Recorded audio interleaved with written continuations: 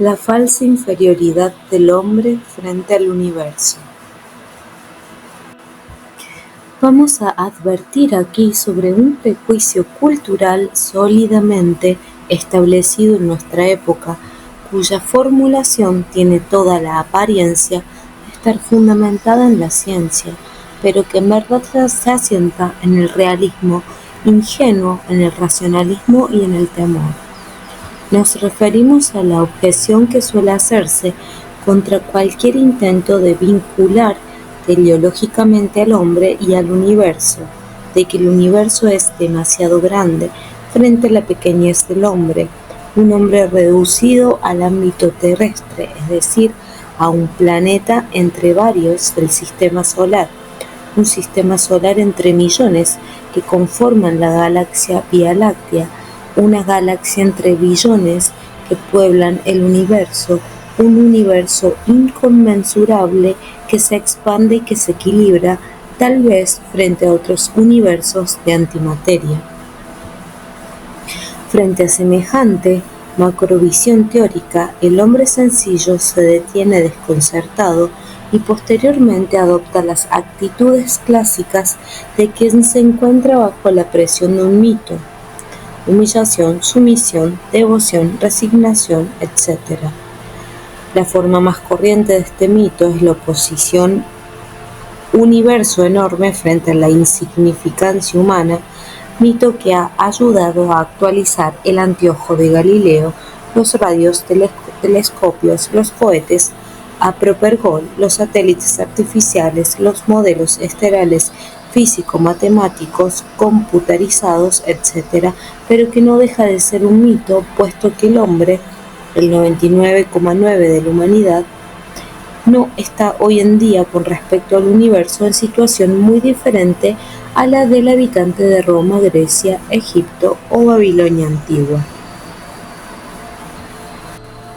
La realidad del hombre está hoy más que nunca circunscrita a la estructura del sistema solar y fundamentalmente de la Tierra, de la cual, bueno es recordarlo, nadie entra ni sale como no sea al nacer o morir, con la excepción, claro está, de algunos astronautas zombies. Esta es la realidad concreta de miles de millones de hombres, y todo lo demás es teoría cientificista elaborada por élites urbanas, por seres desarraigados de la naturaleza que flotan en el mar del nominalismo, en un mundo de jergas y signos vanos. El habitual daltonismo nociológico del científico occidental es el caso de la evaluación cósmica, simple miopía a pesar de la extensión del espectro sensorial que supone la instrumentación, porque nada puede conocerse afuera, nada que no haya sido previamente conocido adentro. Ya la información sensorial natural del hombre era insuficiente y equívoca para aprender un fenómeno, pero intercalar entre el fenómeno desconocido y los sentidos un fenómeno conocido, que eso es un instrumento, y pretender que de esa triple implicación puede obtenerse verdadero conocimiento, es pura necedad. Lo que se obtienen son teorías científicas, es decir, una especie de veneno cuya toxicidad aumenta en proporción directa a la complejidad estructural del objeto fáctico que intenta explicar. Por supuesto, cuando el objeto de la teoría es el universo, el tamaño de la teoría y su toxicidad es tremendamente grande, como un dios. Que no se diga que exageramos. Vaya cualquiera a un tranquilo valle o a una aldea de campaña, o inclusive a los suburbios de alguna urbe moderna, es decir, a los lugares donde habita la mayoría de la gente del mundo, quienes jamás han visto ni verán en el cielo otra cosa que puntos brillantes, y escuche a esas personas hablar de los anillos de Saturno o de los black hole, siéntalas decir que el universo está en expansión, afirmar que todo esto es cierto, que ellos lo conocen porque es lo científico y porque todo el mundo lo sabe. oiga estas cosas con paciencia y luego dedíquese a observar la mugre, la miseria, el hambre, el vicio o cualquier otra lacra de las que rodea y cubre a esas personas, pero que ellas no ven, aunque creen saber que es un black hole, y reflexione luego si esas buenas gentes no han sido intoxicadas con veneno cultural, si no se les ha inoculado en la mente elementos nocivos y paralizantes. Solamente en un marco histórico tenebroso como el Kali Yuga, y bajo el impulso corruptor de la sinarquía, podría haberse dado semejante tipo humano nihilista que haya certidumbre en conceptos tan improbables como absurdos y cuyos contenidos aluden a realidades insólitamente alejadas de su vida cotidiana, a la que niega con su actitud y de la que indudablemente pretende huir. Por eso, quien suponga que el universo es una construcción demasiado grande en la cual el hombre no puede tener ninguna importancia, está obligado a desintoxicarse previamente, pues de lo contrario no podrá comprender lo que aquí explicamos. La sabiduría hiperbórea asegura contra toda afirmación cultural opuesta que el demiurgo creó el universo con criterio antropocéntrico y que el hombre, no solo el terrestre, sino cualquier clase de animal o hombre, es fundamentalmente porque otorga sentido a la creación. Hecha la advertencia, vamos a explicar esta finalidad que debe cumplir el animal hombre o pasú dentro del universo. Finalidad y suprafinalidad. Hemos mencionado tres aspectos del demiurgo: poder, sabiduría y belleza. Vamos a interpretar ahora más profundamente el hecho de la plasmación arquetípica. En principio, el demiurgo piensa los arquetipos universales con el aspecto sabiduría y los piensa entonces con vista a la integridad de un plan evolutivo. Los arquetipos nacen así con una finalidad preestablecida, aparte de sus propias finalidades entelequiales particulares que los comprende a todos en la estructura del plan. Tal suprafinalidad es la del universo mismo, es decir, es el único motivo de la creación. Pero en el plano material, esfera de acción de los arquetipos, los fenómenos tienen un carácter entrópico, es decir, concluyen inevitablemente en el sentido del tiempo. Al final de un gran tiempo, todo habrá vuelto a la nada inicial, se habrá disuelto el orden material y el final será igual al principio.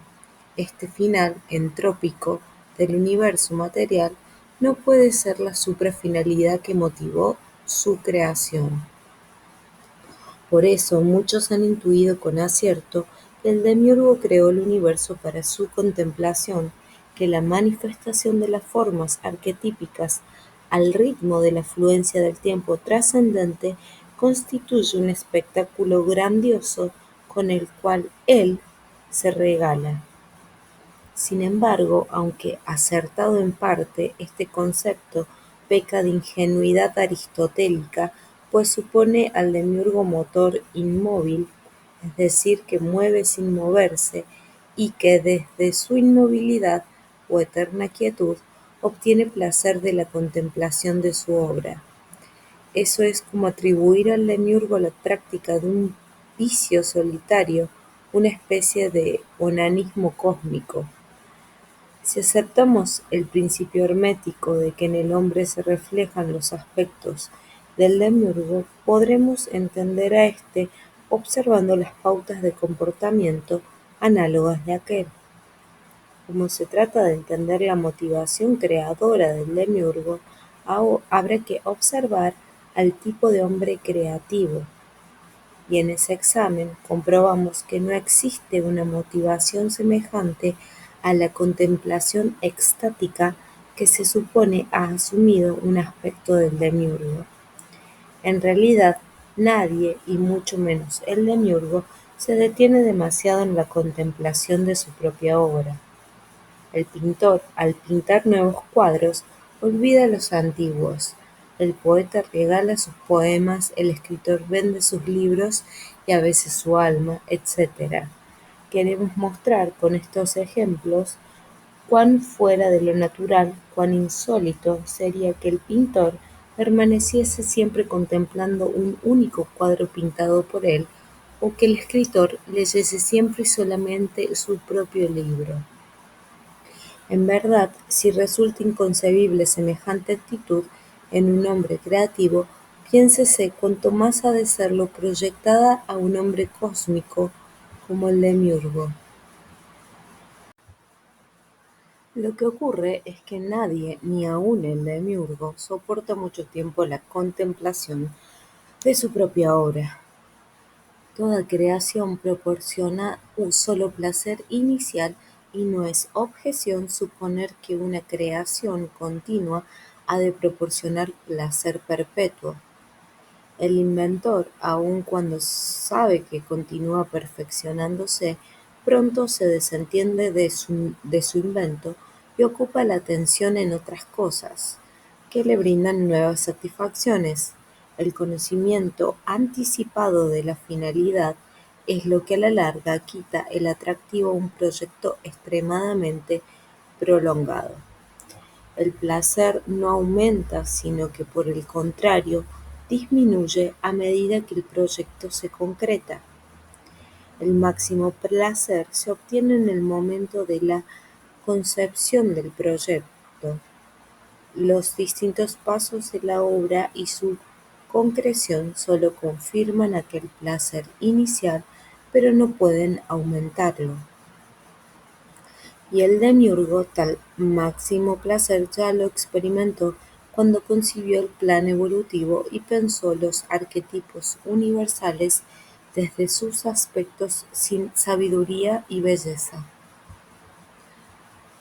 Cuando posteriormente el demiurgo emana las mónadas que dan realidad a los arquetipos e impulsa a éstas a desplegarse en la materia, con el aliento que procede del aspecto poder-voluntad, la suprafinalidad que motiva tal acción ha de ser otra que la experimentación de placer extático o contemplativo. El demiurgo no ha echado a rodar el mecanismo de la creación y luego se ha desentendido de él, puesto que todo ente del plano material es temporal, es decir, existe en su conciencia, está sostenido en tanto fenómeno por la fluencia trascendente del aliento. Pero esta participación no significa una finalidad en sí misma, es sólo la ejecución de la suprafinalidad. Para averiguar o al menos intuir en qué consiste esta suprafinalidad, observemos nuevamente a los hombres creativos. Una vez concebida y ejecutada la obra, es decir, una vez obtenido el placer de la creación, ¿de qué manera la obra puede proporcionar nuevo placer? Respuesta: por el descubrimiento posterior. Para comprobarlo basta con pensar en el cuadro que aquel pintor ejecutara hace años. La finalidad de su concepción se concretó al terminar de pintarlo y con ello culminó el placer creativo, pero no así la suprafinalidad de recibir nuevo placer por el descubrimiento posterior que de él haga permanentemente el público. En efecto, nada hay que deleite más a un autor fuera del placer que le proporcionó al ejecutar la obra que ser halagado por el público.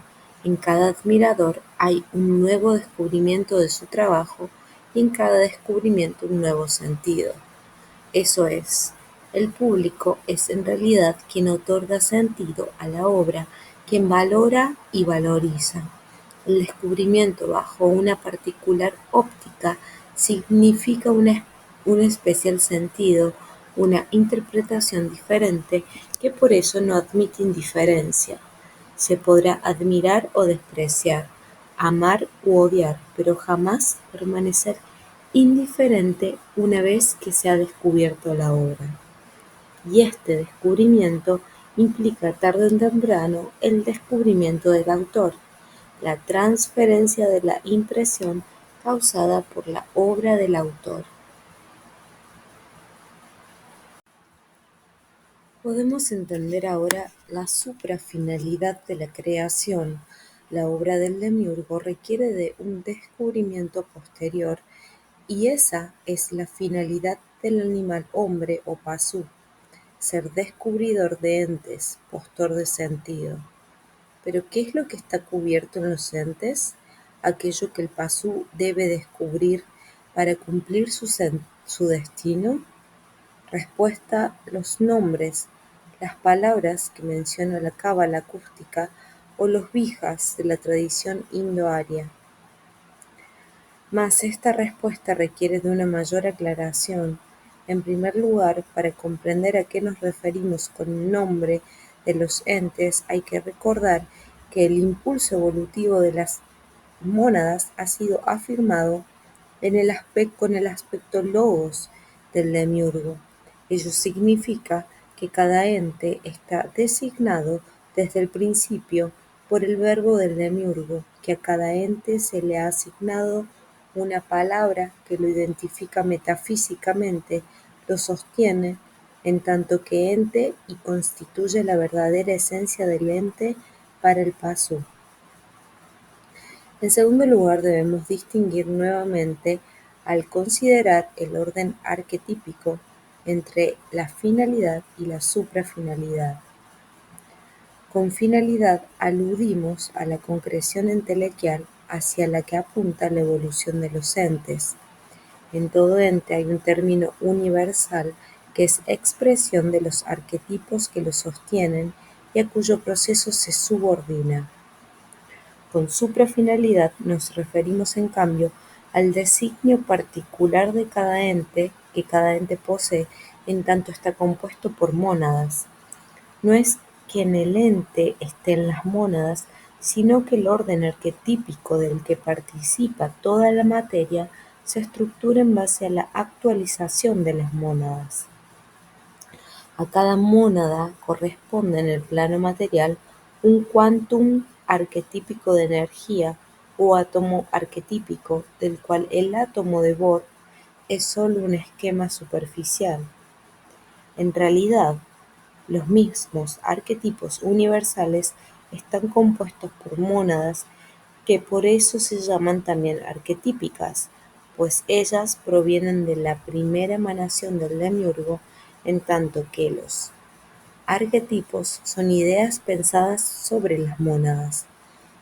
En la segunda emanación, los arquetipos universales son así formas que van de lo simple a lo complejo, compuestas a partir de agrupaciones de la unidad formativa absoluta que es la mónada arquetípica. No es cierto, pues, que los arquetipos universales sean todos perfectas y simples ideas, sino que por el contrario han sido conformados estructuralmente por imitación sucesiva y ordenada de la mónada arquetípica. Puede decirse que todo el universo ha sido construido a partir de una primera mónada imitada incansablemente por el demiurgo. Por eso, la característica esencial del demiurgo es la imitación. Resumiendo, tenemos las mónadas arquetípicas y conformados por ellas los arquetipos universales.